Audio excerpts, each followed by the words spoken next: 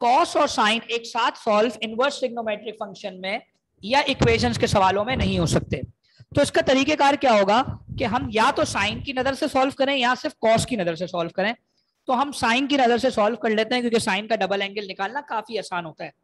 तो क्या काम है जरा अब आप उस पर तवज्जो दीजिएगा, इंशाल्लाह आपको समझ में आ जाएगा। आपने कुछ नहीं करना बेटा, आपने देखा कि हमारी जो ये लेफ्ट हैंड साइड में साइन थीटा -2 है, इसको हमने शिफ्ट कर दिया राइट हैंड साइड पर, ये रहा, और राइट हैंड साइड पे शिफ्ट किया तो -2 वहां जाके +2 हो गया और plus sine theta minus sine theta हो गया।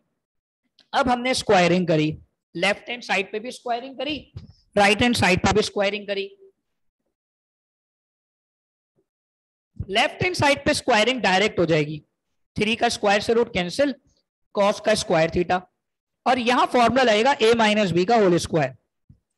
क्या फॉर्मूला है? a square minus 2 2 4 sine theta plus sine square theta. अब मैंने कहा आप पूरे सवाल में देखो हर जगह साइन है सिवाय एक जगह पर कॉस। इस कॉस को रिप्लेस कर देंगे 1 माइनस साइन स्क्वायर की आइडेंटिटी से। 1 माइनस साइन स्क्वायर की आइडेंटिटी लगा दी, 3 को मल्टीप्लाई कर दिया, अब हर जगह साइन ही साइन है। तो ये वाला साइन स्क्वायर जो माइनस का 3 है और ये प्लस का 3 है, ये राइट हैंड साइड शिफ्ट हो जाएगा। जब ये राइट हैंड साइड शिफ्ट होगा तो साइन स्क्वायर और -3 का साइन स्क्वायर ऐड होने के बाद बन जाएंगे 4 साइन स्क्वायर, माइनस का 4 साइन थीटा ऐसे ही आ गया, और 4 में से 3 माइनस होंगे तो 1 बचेगा। अब ये फॉर्मूला बन गया जनाब आपका, देखें अब जरा गौर से, ये आपका फॉर्मूला बन गया है। कौन सा फॉर्मूला बन गया है? a माइनस बी का होल स्क्वायर। कैसे बना? a square minus 2ab plus B square. तो आप देखो फॉर्मूले की राइट हैंड साइड यहां पर जो है ना, अगर मैं इसके ऊपर से स्क्वायर निकालूं तो अंदर बचेगा 2 साइन थीटा -2, a की जगह 2 साइन थीटा और b की जगह क्या आएगा? 1, क्योंकि हमारे पास आखिर में 1 लगा हुआ है यहां पर। तो बेटा हमने फॉर्मूले की लेफ्ट हैंड साइड में इसको बंद कर दिया, और फॉर्मूले की लेफ्ट हैंड साइड क्या है? 2 साइन थीटा -1 का whole square is equal to 0। और अब हमने इस पर अप्लाई किया, applying taking root on both side. जब रूट अप्लाई किया तो 0 के ऊपर से रूट खत्म हो गया और यहां से भी रूट खत्म हो गया, माइनस का 1 वहां जाके +1 हो गया, मल्टीप्लाई होने वाला 2 वहां जाके डिवाइड हो गया, साइन वहां जाकर इनवर्स हो जाएगा और साइन इनवर्स 1/2 कैलकुलेटर रेडियन में कन्वर्ट करना होगा इस जगह पर। क्यों कन्वर्ट करना होगा? क्योंकि तुम्हारा एंगल इन रेडियन निकलता है और तुम डबल एंगल भी रेडियन की फॉर्म से ही निकालते हो।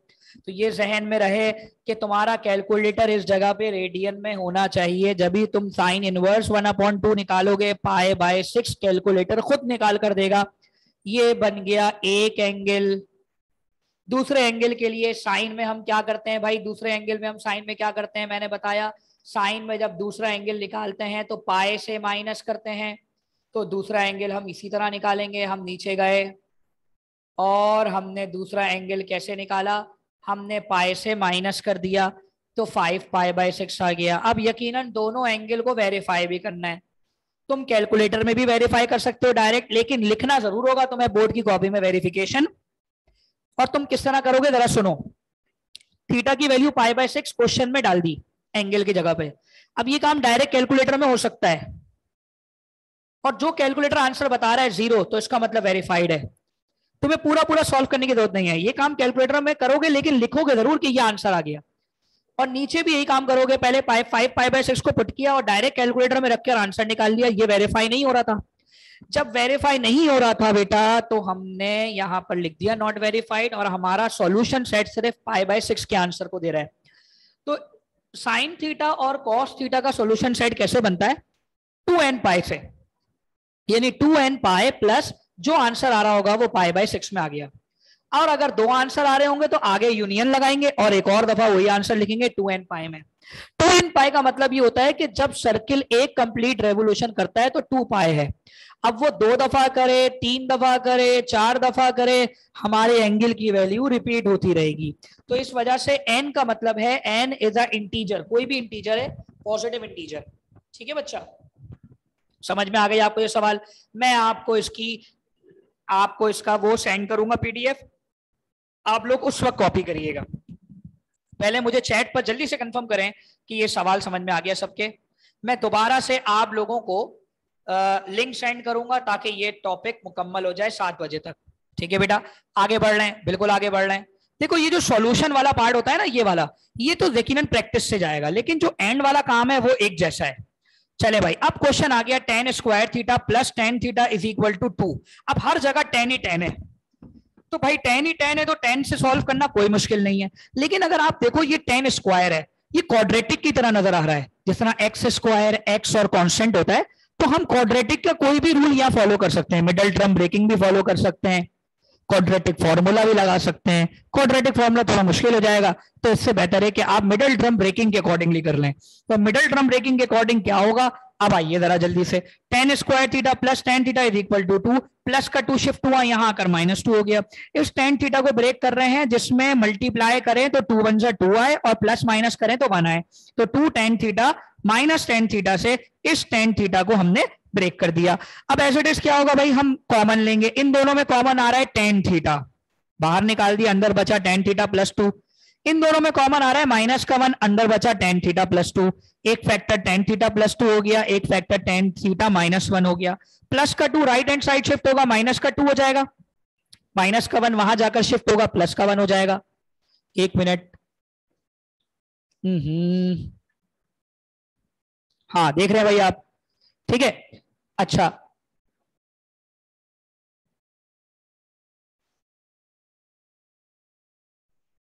अच्छा अब देखिए भाई, ये जो ये वाला हिस्सा है ना, ये वाला आपका, ये वाला, ये हिस्सा एक ऐसा हिस्सा है जिसमें आप देख रहे हो कि -2 आ रहा है। अब tan इनवर्स -2 दे ही नहीं सकता, आंसर ही नहीं दे सकता, इसको यहीं छोड़ देंगे, इसको आगे सॉल्व नहीं करेंगे ना, तो हम रेडियन निकाल सकते हैं इससे, ना कुछ कर सकते हैं। लेकिन tan इनवर्स 1 जो है ना, वो π/4 बताएगा, यानी 45 डिग्री।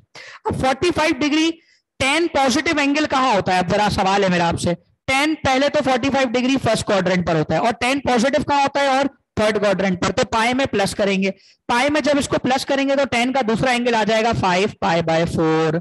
मैंने अभी आपको बताया था कि tan थीटा का डबल एंगल कैसे निकलता है, π/4 से। अब हम इन दोनों को वेरीफाई करेंगे, इन दोनों में से कौन सी चीज वेरिफिकेशन में शामिल है, तो हम वेरीफाई करेंगे।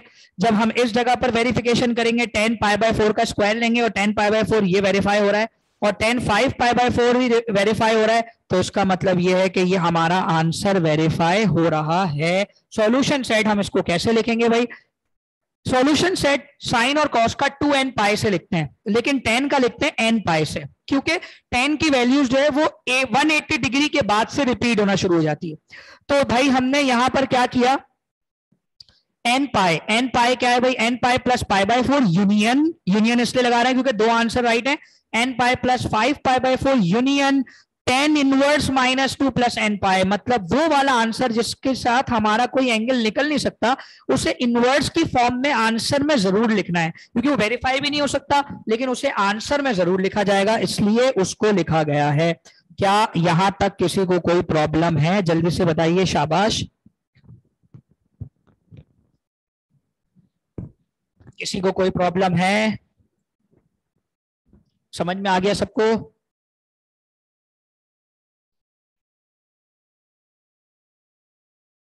इस सवाल के अंदर हमने जनरल मैथ के अंदर काम किए, जनरल मैथ के मुताबिक क्या, क्वाड्रेटिक फॉर्मूले से मिडल टर्म ब्रेक करी। समझ में आ रही है बात? नाउ नेक्स्ट क्वेश्चन आ गया भाई आपका, नेक्स्ट क्वेश्चन, ये नेक्स्ट क्वेश्चन है भाई आपका, कौन सा वाला दोबारा समझाएं बेटा मुसफ़ा। अब आप जो है ना रिकॉर्डेड क्लास में देखिएगा, अभी रिकॉर्डेड भी सेंड कर दूंगा इसको मैं आपको, आप ये वाला सवाल उसमें समझिएगा। cos theta plus cos 2 theta plus 1, अब मुझे इसको काम शुरू करना है। अब मैं जानता हूं भाई cos थीटा है ये, लेकिन ये cos 2 थीटा है, तो मैं चाहता हूं भाई सिर्फ cos सॉल्व हो जाएगा, cos 2 थीटा को चेंज करेंगे। हमने आइडेंटिटी पढ़ी है 10.3 के अंदर, cos का double angle 2 cos square theta -1, हमने वो रिप्रेजेंट कर दिया, cos 2 थीटा की जगह पर रिप्लेस कर दिया, -1 से +1 कैंसिल हो गया। इन दोनों में कॉमन क्या है, इन दोनों में कॉमन cos थीटा है, अंदर बचेगा 1 + 2 cos थीटा, तो एक ब्रैकेट cos थीटा 0 के बराबर हो गया, और एक 1 + cos थीटा बराबर हो गया 0 के। यहां से आप बहुत आसानी से वैल्यूज निकालेंगे, तो cos इनवर्स 0, cos इनवर्स 0 π/2 होता है, डबल एंगल निकालने के लिए 2 पाई से माइनस करेंगे, 3 π/2 हो गया। यहां पर प्लस का 1 वहां जाके माइनस होगा, कॉस इनवर्स माइनस के साथ आएगा तो हमारे पास क्या बचेगा 2π/3। कैलकुलेटर बताएगा 2π/3। इसका डबल एंगल निकालने के लिए 2π से माइनस कर देंगे 4π/3। अब इनको क्या करना है, हमें वेरीफाई आप खुद करेंगे और देखेंगे कि कौन सा आंसर राइट है। सॉल्यूशन सेट में आपने बनाकर लिखना है। जब कॉस थीटा का सॉल्यूशन सेट बनाते हैं तो 2nπ + π/2 यूनियन वाली कंडीशन अप्लाई करते हैं। आगे कंटिन्यू उसमें आप खुद करेंगे। बात समझ में आ गई बेटा? कोई इशू तो नहीं है? हर सवाल का जो सॉल्यूशन मैटर है वो अलग अलग है। वो अलग अलग इसलिए क्योंकि जिस तरह इक्वेशंस को सॉल्व करने का तरीका होता है वही मेथड सॉल्व करने का तरीका है। समझ आ रही है बात? लेकिन जो नीचे का प्रोसेस है वो सबका सेम है। सही है भाई? अब आइए इस वाले क्वेश्चन पर। ये भी आपके पास साइन वाला है। अब 1 मिनट से कम का टाइम रह गया, दोबारा लिंक सेंड कर रहा हूं, फिर आप लोग ज्वाइन करेंगे। ठीक है बेटा, फिर आप लोग ज्वाइन करेंगे।